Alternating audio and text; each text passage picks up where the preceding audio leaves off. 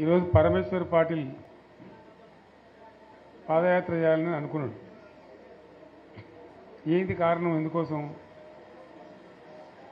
ఆయన పాదయాత్ర చేయాలి, ఈ పార్టీని బలోపేతం చేయాలి, ముందుకు పోవాలి అని ఎందుకు అనుకోవాల్సి వచ్చింది?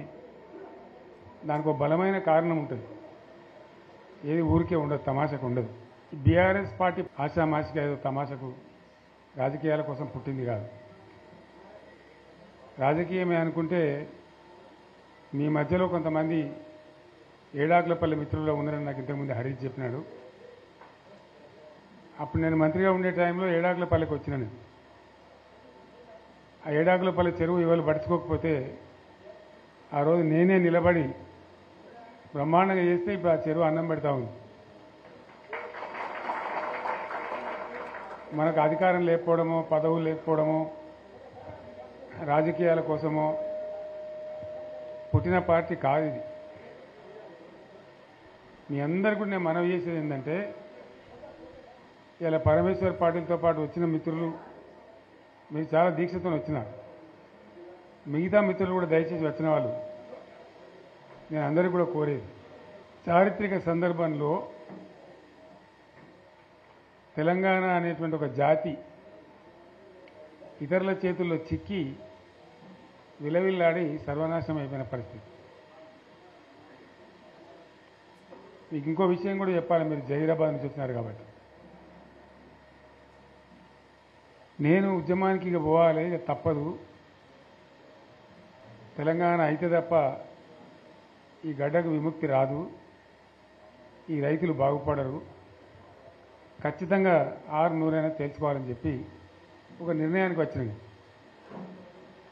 నిర్ణయానికి వచ్చిన తర్వాత రంగారెడ్డి జిల్లాలో నాకు ఒక భూమి ఉంది. ఇక గవర్నమెంట్ ఇళ్లలో మనం ఉండొద్దు కదా ఉద్యమం చేసేటప్పుడు, ఇండిపెండెంట్గానే ఉండాలని చెప్పి నిర్ణయం చేసుకొని ఆ భూమిని అమ్మేసి బంజారాహిల్స్లో నేను ఉండే ఇల్లు కొనుక్కున్నాను. కొన్ని డబ్బులు మిగిలి ఉండే, మిగిలితే కన్నా భూమి కొందామంటే ఒక ఆయన కలిసింది నాకు. వాళ్ళు కలిసిన ఆయన కాళహస్తి ఆయన గోపాలకృష్ణారెడ్డి అని నా దోస్తుండే. ఎక్కడ పోయినామంటే ఇట్లా ఇల్లు కట్టుకుంటున్నా అని చెప్పి కొన్ని డబ్బుల్ని భూమి కొనుక్కోవాలంటే, నెల్లూరు ఆయన ఒక ఆయన ఉన్నాడు, నేను రేపు చెప్తాను, నీ దగ్గరికి వస్తాడు, ఆయన తీసుకుపోయి నీకు భూములు చూపెడతాడు అని చెప్పాడు. ఎవరు? నెల్లూరు ఆయన. సరే రాని మానికైతే చూద్దామని నేను పొద్దున వచ్చింది. వచ్చిన తర్వాత పోదాం సార్ అని బయలుదేరినాం. బయలుదేరిన తర్వాత ఇక చక్కగా నారాయణఖేడ్ దాకా పోవాలి సార్ అని. సరే మంచిది పా అని చెప్పి సదాశివపేట కన్నా ముందు నుంచి చూపెడుతుంది నాకు. సదాశివపేట కన్నా జర ముందు నుంచి ఆడ 1700 ఎకరాలు ఆయనే అడ్వాన్స్ ఇచ్చింది. 1700 ఎకరాలు. ఇక ఆ నుంచి ముందుకు పోతుంటే ఇది పలానది, ఇది పలానది, ఇది పలానది చెప్పుకుంటా జైరాబాద్ టౌన్కి వచ్చింది. వచ్చిన తర్వాత కొంచెం ఇప్పుడు అది మొగడంపల్లి మండలం అయిందేమో, ఆడ దిక్కు తీసుకొని పోయింది కొంత దూరం. అప్పుడు జైరాబాద్ మండలం ఉండేది. తీసుకొని పోయి చూపించండి ఇవన్నీ పలాంది అలా ఒక్కంది కూడా మన తెలంగాణలో పోయలేదు, అన్ని ఆంధ్రలో పోయలేదు. సరే ఇంకేం చూపెడతాను అడిగింది. ఇంకా చాలా ఉన్నాయి సార్, నారాయణఖేడ్కి కూడా పోవాలి, నాకు అర్థమవుతుంది కదా, తెలుస్తుంది కదా అని చెప్పి సరే ఇక లద్దు బాయ్సాబ్ ఇక రేపు తిరుగుదామని చెప్పి తెల్లారి మళ్ళీ తీసుకొని పోయాం. ఇక పోయి అటు నారాయణఖేడ్ దిక్కు చాలా దూరం పోయినాం. మన బీదర్ రోడ్ పోయి పోతాం కదా, అటు చాలా దూరం పోతే ఇప్పుడు ఈయనది ఒక 60 ఎకరాలన్నది నన్ను దొరకపోయినది, అలా చెరుకు పెడుతున్నారు. జరిగి మళ్ళీ మొగడంపల్లి ఇతరులకి జైరాబాద్ రూరల్ మండలం తీసుకొచ్చి వచ్చిన మన బుదేరా గుట్ట ఉంటుంది కదా, అసలు మట్టి గుట్ట ఎక్కించి నిలబడితే మొత్తం కనబడుతున్నాయి ఇట్లా మామిడి తోటలు, ఫామ్ హౌజులు. ఆడ చూపెడుతుంది ఇదే వాళ్ళదంటే ఇది సత్యరాజు గారిదండి 300 ఎకరాలు, ఇది పలానా అని అన్ని ఆంధ్రలో పేర్లే. మన జైరాబాద్ నియోజకవర్గంలో కూడా నారాయణఖేడ్ నియోజకవర్గంలో కూడా. అవి చూసిన తర్వాత నేను రాత్రి హైదరాబాద్ వచ్చిన తర్వాత మిత్రులతో మాట్లాడి ఇక ఉన్న తెలంగాణ ఇప్పటికే పోయింది, 600 సరే తెలంగాణ కావాల్సిందిగా ప్రాణం పోయినా సరే కొట్టాలని చెప్పి జైరాబాద్ నారాయణఖేడ్ చూసి వచ్చిన తర్వాతనే ఇంకింత బలమైన నిర్ణయం తీసుకొని మొండిగా పోరాటానికి పోయినాం. ఇంకో విషయం కూడా మీకు నేను చెప్పాలి. అయితే ఇతరులు వచ్చి తెలంగాణ భూములు ఆక్రమించడానికి, తెలంగాణ ఉద్యోగాలు కొట్టేయడానికి, తెలంగాణ నీళ్లు మలుపుకొని పోవడానికి ఎవరు కారణం దీనికి? దయచేసి బాగా ఆలోచన చేయాలి. నేను చెప్పేది వట్టి ముచ్చట కాదు. మీరు వచ్చిన వాళ్ళు కూడా వట్టి వాళ్ళు కాదు. ఎందుకు జరిగింది 60 ఏళ్ళు తెలంగాణతోని? ఈ పరాశకాలు ఎవరు? ఆజ్ఞుడు ఎవడు? దీని కారకులు ఎవరు? ఇది చాలా ముఖ్యమైన విషయం.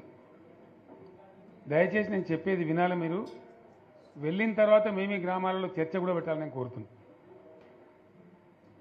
తెలంగాణ ఆగమైపోవద్దు కదా, నబటోని ముందర జారిపడద్దు కదా,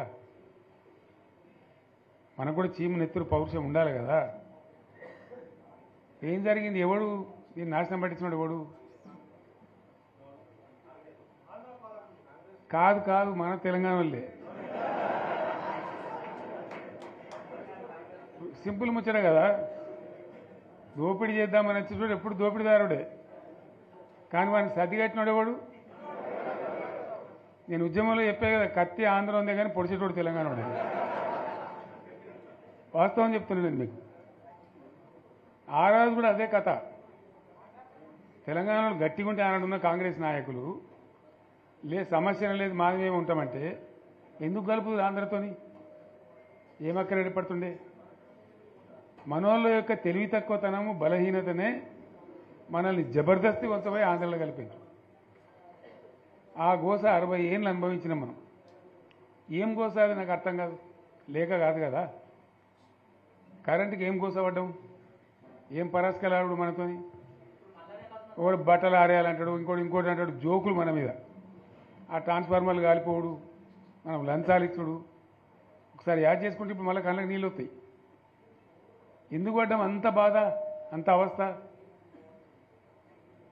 ఆనాడు నేను వచ్చి తిరిగిన బాగా, కానీ నేను ఒక మంత్రిని మాత్రం నేను చేయగలిగేది తక్కువ.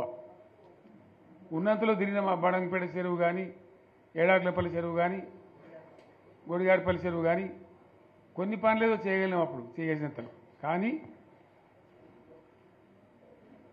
ఎందుకైనా మంచిది ప్రాణం పోయినా సరే అని చెప్పి కొట్లాడినాం, దిగినాం.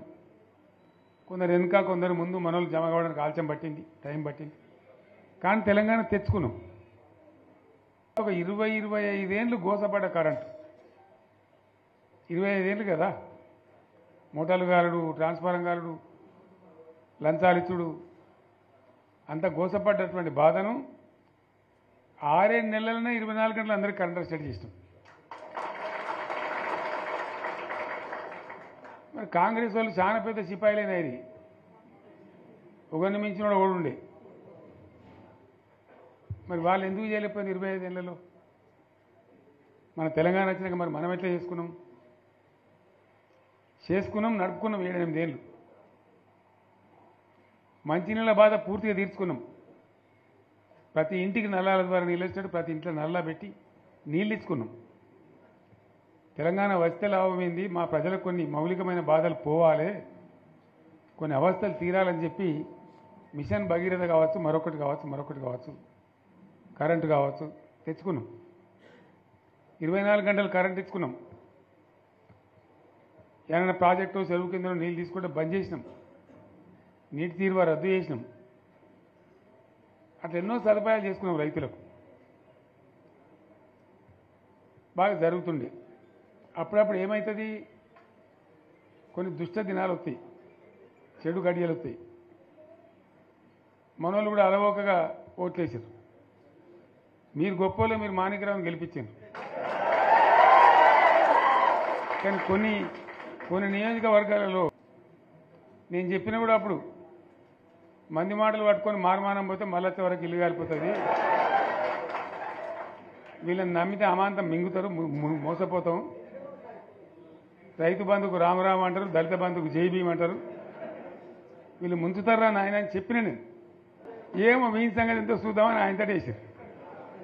వేసింది ఇరుకపోయారు, బాయిలో పడ్డారు, అయిపోయి ఉన్నాయి అన్ని వీక్ అయిపోయి. మళ్ళీ మొదటికి వచ్చానా కైలాసం ఆడలో పెద్ద పాము మింగినట్టు అయింది మళ్ళీ. అంతే కదా, గ్యారంటీగా మంచిగా సంసారం జరుగుతుంది. ఇద్దరు తువ్వకొచ్చినాం, రైతులు ఇంత ముఖం తెలివి అవుతుండ్రి, ఇంత బాకీలు కట్టుకుంటుండ్రి. ఎంతోమంది పాపం సిటీలు వేసుకుందరు, ఏదో వేసుకుందరు. రైతు బంధు పైసలు పడితే ఎంత సంతోషం ఉంటుండే. ఆయన పోయిన ఇప్పుడు గంగలు గడిచిపోయింది. ఇప్పుడు వాడు ఇస్తాడో ఏడో భగవంతుని కనుక ఇచ్చినా కూడా మోసమే. ఏదో మళ్ళీ ఎలక్షన్ కోసం దానికోసం చేస్తారు తప్ప కడుపు నిండా ప్రేమను ఇచ్చేది గిట్లే ఉంటుందా? మనం ఉన్నప్పుడు కరోనా వచ్చింది. కరోనా వస్తే కూడా నేను రైతు బంధు ఆపలే. కరోనా వచ్చి రాష్ట్రానికి రూపాయి ఆదాయం రాకపోయినా వ్యవసాయం అయితే జరగాలి కదా, తప్పద్దని చెప్పి ఈవెన్ కరోనా ఉంటే కూడా రైతు బంధు ఆపలే. అంత ఒక నిర్ణయం తీసుకొని రైతాంగాన్ని నిలబెట్టాలని, కాపాడుకోవాలని చెప్పి ఒక 4-5 మంచి స్కీములు తెచ్చి వాళ్ళని కాపాడుకున్నాం. గౌరవంగా బతికిన రైతులు ఒక ధీమా వచ్చినండి. రైతు బీమా పడితే ఎంతమందికి సాయం జరిగింది? గుంట భూమి ఉన్న కూడా మంచిగా సాయం జరిగింది, చిన్న రైతు కూడా సాయం జరిగింది. అట్లా అందరికీ మనం గొర్రెల కాపలకు గొర్రెలు ఇవ్వడం కానీ, చేప పిల్లలు కానీ, అనేక రకాల అన్ని వర్గాల ప్రజలను ఎట్లా ఆదుకోని అట్లా ఆదుకున్నాం. మా తెలంగాణ కదా మేము తెచ్చుకున్నాం కష్టపడి. మా వాళ్ళందరి పైకి రావాలి. కాంగ్రెస్ గవర్నమెంటు, కాంగ్రెస్ పార్టీ మొదటి నుంచి కూడా ముస్లింలు ఓట్లేసుకున్న తప్ప ముస్లింలకు మనం చేసినరా? ముస్లిం మైనార్టీ పిల్లలకు, మన గిరిజన పిల్లలకు, మన ఎస్సీ పిల్లలకు, మన బీసీ పిల్లలకు ఎంత మంచి రెసిడెన్షియల్ స్కూల్ పెట్టుకున్నాం. అందరినీ కూడా ముందుకు తీసుకుపోవాలి. ఇవాళ మన కళ్ళ ముందని నాకు బాధ కలిగేది ఏంటంటే, చిన్న వర్గాల ప్రజలు కాన్వెంట్ స్కూళ్ళలో చదివించలేరు, వాళ్ళ పిల్లలు కూడా బాగా చదవాలని చెప్పి ఎస్సీలకు, బీసీలకు, మన గిరిజనులకు, మన మైనార్టీ సోదరులకు గురుకుల పాఠశాలలు పెట్టాం. అద్భుతమైన చదువుకునే వాళ్ళు. ఇవాళ మొత్తం రోజు బడి పిల్లలు విషాహారము, కడుపు నొచ్చుడు, బాధపడు, పురుగులు అన్నం పెట్టుడు. పిల్లలు వెళ్ళిపోతున్నారు, ఆ స్కూళ్ళ నుంచి ఇళ్ళకి వెళ్ళిపోతున్నారు. తల్లిదండ్రులు కూడా భయపడి తీసుకుపోతున్నారు. ఏం ఘోరం ఇది నాకు అర్థం కాదు. మళ్ళీ ఇది చేసేవాడు ఇప్పుడు మళ్ళీ అదే కాంగ్రెస్ పార్టీ. అంతేనా? మళ్ళీ పాత కాంగ్రెస్ మోపోయింది, మళ్ళీ కరెంటు కోతలు మోపోయినాయి. ఎండాకాలం ఇంకేం గతి అవుతుందో, మార్చి ఏప్రిల్ ఏమవుతుందో. ఇంకా అటు కరెంటు కోతలు మోపోయినాయి, ఇటు మంచినీళ్ళు సరిగొత్తలేవు, అడిగే నాతులు లేడు. ఎవడన్నా గట్టిగా నిలదీసి అడితే వాడిని పోలీస్ స్టేషన్లో పట్టేయడం. ఇదేనా రాజ్యం? ఇట్లే ఉంటుందా రాజ్యం? ఎందుకు వచ్చింది ఈ పరిస్థితి చెప్తా. నాకు తెలుసు, నాకేం గుర్తులేదు. నేనేమంటున్నా అంటే, ఇట్లా అనేక పనులు చేసుకున్నాం మనం. గోదావరి నుంచి నీళ్ళు తెచ్చుకున్నాం, నీళ్ళు తెచ్చుకొని మంచినీళ్ళ తర్వాత సాగునీళ్ళు వెంబడబడ్డాం. మెదక్లో యువతల ప్రాంతం అంతా కొంత అందినాయి నీళ్లు, పాత మెదక్ జిల్లాలో. మీదికి మిగిలిపోయినాయి మన 2 తాలూకాలు ఉండే, నారాయణఖేడ్, జైరాబాద్. వాళ్ళకి నీళ్ళు రావాలి. ఎట్లా రావాలి గోదావరి నీళ్లు? సింగూరు ఓ టైంలో నిండుతుంది, ఓ టైంలో నిండది. మరి నిండినప్పుడు ఎట్లా? గోదావరి నీళ్ళే దిక్కు. ఇక్కడ ఏదైతే మల్లన్న సాగర్ కట్టామో 50 టీఎంసీలతోని, దీనికే లింకు చేసి సింగూరు నింపేటట్టు సింగూరు నుంచి లిఫ్ట్ చేసి సంగమేశ్వర, బసమేశ్వర అని 2 లిఫ్ట్లు పెట్టుకున్నాం. 2 తాలూకాలకు, రెండింటికి కూడా లక్ష ఎకరాల పైచీలకు వచ్చేటట్టు ఎకరాల నీళ్ళ స్టెట్ పెట్టుకున్నాం. టెండర్లు పిలిచినాం, పనులు స్టార్ట్ అయినాయి, గుత్తేదారులు వచ్చిండ్రు, పనులు మొదలుపెట్టిండ్రు. ఇవాళ ఈ కాంగ్రెస్ గవర్నమెంట్ ఆ టెండర్లు ఎందుకు ఆపింది? సంగమేశ్వర, బసవేశ్వర ఎత్తిపోతల పథకాలు ఎందుకు నిలిపేసింది? ఎవరి కోసం నిలిపేసినట్టు? నేను హరీష్ రావుకి చెప్తున్నా, మీరు 2 తాలూకాల ప్రజలను కూడా సమీకరించి సంగమేశ్వర, బసవేశ్వర మీద పెద్ద ఎత్తున దండయాత్ర చేయాలి, పోరాటం చేయాలి. తప్పదు కదా.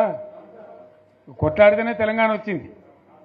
ఇది కూడా రావాలని కొట్లాడాలంటే ప్రజలు విజృంభించాలి, అయితేనే నీళ్ళు వస్తాయి.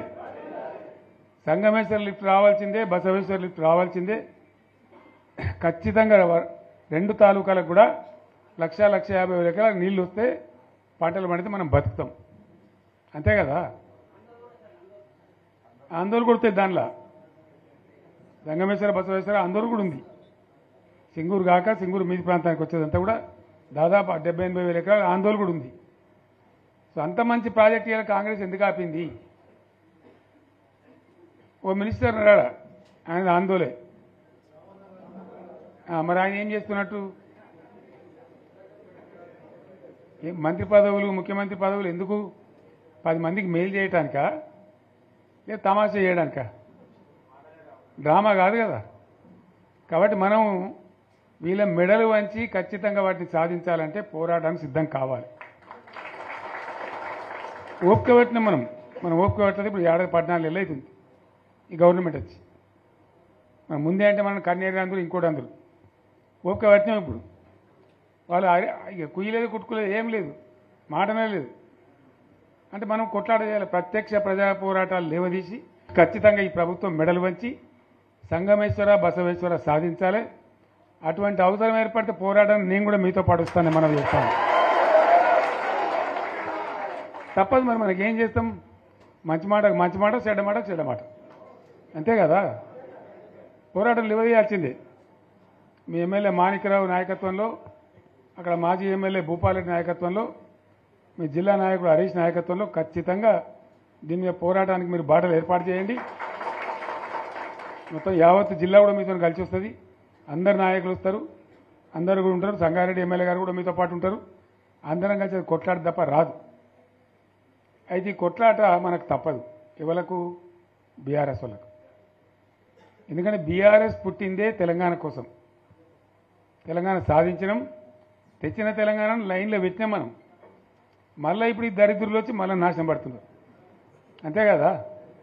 మళ్ళీ దీన్ని కాపాడాలంటే ఎవడు కాపాడు? మళ్ళీ మన నుంచే కావాలి. మళ్ళీ ఇది లైన్లోకి రావాలి. అందరూ మంచిగా ఉండాలి. ఎందుకంటే మనకు, మన పార్టీకి కులం లేదు, మతం లేదు, జాతి లేదు.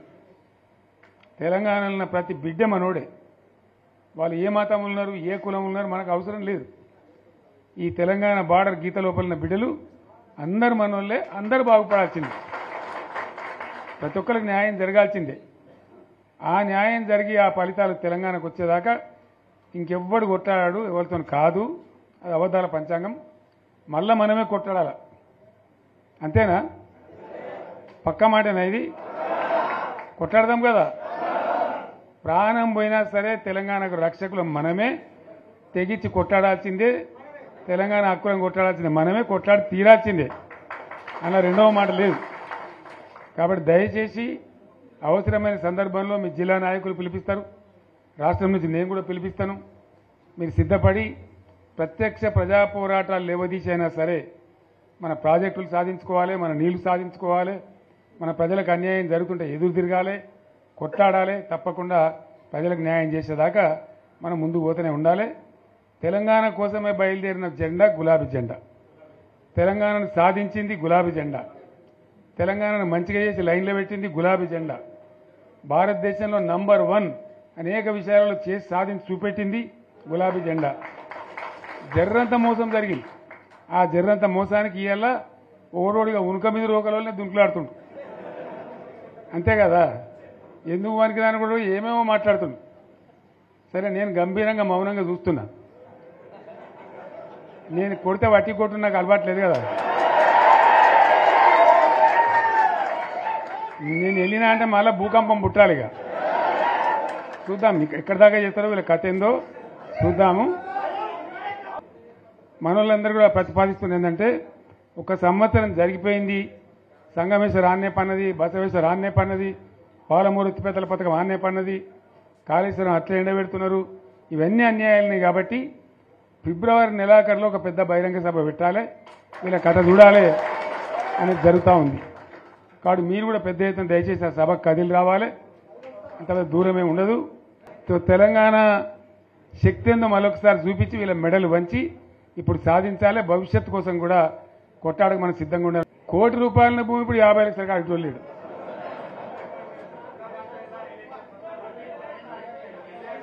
ఈ ఒక్కని బాధగా వచ్చారు హైదరాబాద్కి. అందులోకి ఇద్దరు ముస్లిం సోదరులు వచ్చారు. साहब सोब तबाह हो गया, इफलासी मुफ्त क्या तबाह होगा, तुम्हारे क्या हो, तुम हैदराबाद में तुम लोग हैं. मेरा कारोबार है साहब, मेरा छोटा मोटा कारोबार है, होटल भी है, 70% गिर गया अब. हर कोई पूछ रहा है, हर कोई केसीआर को याद कर रहा है साहब अंటారు. వాళ్ళు మాట్లాడుతున్నారు. ఎక్కడ ప్రతి ఒక్కరు భూముల ధరలు పోయినాయి, మన్ను పోయినాయి, మసానం అన్ని పోయినాయి. ఎంత మంచిగా 4 ఎకరాల రైతు నేను 4 కోట్ల ఆసామని అనుకుంటుండే. అంత ధీమా ఉండే, ఎంత బాగుండే. హైదరాబాద్ నుంచి అడిగితే కూడా వచ్చి మనం ఇవ్వకపోదాం భూములు, డిమాండ్ పెరగానని. అంత బ్రహ్మాండంగా మారుమూల ప్రాంతంలో కూడా 40 లక్షలు 50 లక్షలు ఎకరానికి ఉండే. అటువంటిది సగానికి సగం పడిపోయి మొత్తం నాశనం చేశారు. వీళ్ళని ఇట్లే వదిలిపెడితే ఇంకింత నాశనం అవుతుంది. కాబట్టి మనం కొట్లాడాల్సిందే. నేను ఇంకొక మాట మీకు చెప్తా.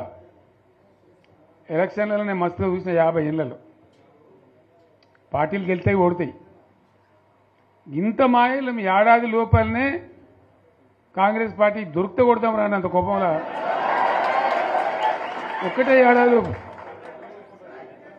ఇంకా వాళ్ళ బొంద తెలివికి నిన్న వాని పార్టీడే మంది పెట్టాలి. అదేందో పోలింగ్ పెట్టిన వాడు చూసిరా మీరు? ఆ పోలింగ్ పెడితే 70% మనకు వచ్చింది, 30% మనకి వచ్చింది. వాడు పెట్టిందే, మనం పెట్టింది కాదు. 75 ఇది పరిస్థితి. అదే నేను ఏమంటున్నా అంటే, ఫామ్ హౌస్ అంటే ఇది ఏముంటుంది? వారి ఉంటుంది, మక్కు ఉంటుంది, అల్లం ఉంటుంది. కాంగ్రెస్ వాళ్ళు అయితే మనిషి తెరిచే పారబడి తవ్వచ్చు కూడా లంగత. దీన్ని ఫామ్ హౌస్ అని మనం బదనాం చేసి అంతే కదా. నేను ఏమంటున్నా అంటే, అన్ని మబ్బులు వీడిపోయినట్టు ప్రజలకు అన్నీ తెలిసిపోతున్నాయి. మంచి ఏంది, చెడ్డ ఏంది, ఏం జరిగింది అన్నీ ఇంకా ఘోరమవుతుంది నేను చెప్తున్నా. వీళ్ళ తెలివితక్కువతనానికి ఏమైంది? నిన్న మొన్న రిపోర్ట్ వచ్చింది. Comptroller and auditor general of India అని కాగ్ అంటారు దాన్ని. కాగ్ రిపోర్ట్ వచ్చింది. గవర్నమెంట్లో వచ్చిన ఆదాయం కంటే 13,000 కోట్ల రూపాయల ఆదాయం తగ్గిపోయింది. ఇంకా మార్చికి పోయే వరకల్లా ఇంకో 3-4 వేల కోట్లు అవుతుంది. అంటే 15,000 కోట్ల ఆదాయం పోతుంది. 15,000 కోట్లు పెంచుకుంటూ పోయినా నేను చెప్పి చేసుకుంటూ పోయినాను. ఏడాదికి 10 నుంచి 15,000 కోట్ల ఆదాయం పెరిగేది మన టైంలో. అంత జాగ్రత్తగా మనం వ్యవహారం చేసినాం. ఇవాళ ఉల్టా 15,000 కోట్లు పడిపోయింది. ఇంకా వాడేమి ఇస్తాడుగా? ఇంకేమైనా ఇస్తారా? ఇంకో 4-5 నెలలు అయితే జీతాలకే కష్టమైంది ఉంటుండ్రు. అందరు పెండింగ్ పెట్టి రిటైర్ అయిన దొరుకుతలు పైసలు మీరు చూస్తాను కదా పేపర్లలో. సో ఆ విధంగా రాష్ట్ర ఆర్థిక పరిస్థితిని కూడా దివాలా తీయించారు. ఇవాళతోనేం కాదు, 100కు 100% ఇప్పటికే ప్రజల నిర్ణయానికి వచ్చిండ్రు. డెఫినెట్గా రాబోయే గవర్నమెంట్ మనదే అని అనుమానం కూడా అవసరం లేదు. ఏమాత్రం అనుమానం అవసరం లేదు. ఆ విధంగా పరిస్థితి ఇప్పటికే తయారై ఉంది. కాబట్టి దయచేసి నేను మీ అందరినీ కోరేది, మీకు మంచి ఎమ్మెల్యే ఉన్నాడు మాణిక్రావు గారు. ఆయన నాయకత్వంలో మంచిగా పనిచేసి మంచిగా ముందుకు పోయి చాలా చక్కగా మంచి ఫలితాలు భవిష్యత్తులో సాధించాలి. పరమేశ్వర్ పాటిల్ గారికి, వారి వెంట వచ్చిన మిత్రులకు నేను ప్రత్యేకంగా ధన్యవాదాలు తెలుపుతా ఉన్నా. ఇటువంటి కార్యకర్తలు, ఇటువంటి నాయకులే పార్టీకి పట్టుకొమ్మలు, తెలంగాణ జాతి రత్నాలు. తెలంగాణకు ప్రమాదం వచ్చిందన్నప్పుడల్లా ఇటువంటి బిడ్డలే అక్కడో లేచి నిలబడి మళ్ళా మా తెలంగాణని ఆ సోయి చూపెడతా ఉన్నారు. మీరు నడిచిన 140 కిలోమీటర్ల పాదయాత్ర వృధా పోదు. ప్రజలందరూ మిమ్మల్ని చూసిండ్రు. దాంగా తోపుంట కూడా మీతో ఎంతోమంది మాట్లాడిండ్రు, అడిగిండ్రు మిమ్మల్ని ఎందుకు పాదయాత్ర ఎత్తున్నది. మీరు కూడా అందరికి చెప్పిండ్రు. అంతే కదా, మీకు కూడా అర్థమైంది ప్రజలు ఎంత వ్యతిరేకం ఉన్నదనేది. సో ఆ రకంగా మీ పాదయాత్ర వృధా పోదు, మీ కష్టం వృధా పోదు. తప్పకుండా రాబోయే రోజుల్లో విజయం మనదే. అయితే మన విజయం మన కోసం కాదు, అది తెలంగాణ విజయం కావాలి, తెలంగాణ ప్రజల విజయం కావాలి, తెలంగాణ రైతుల విజయం కావాలి.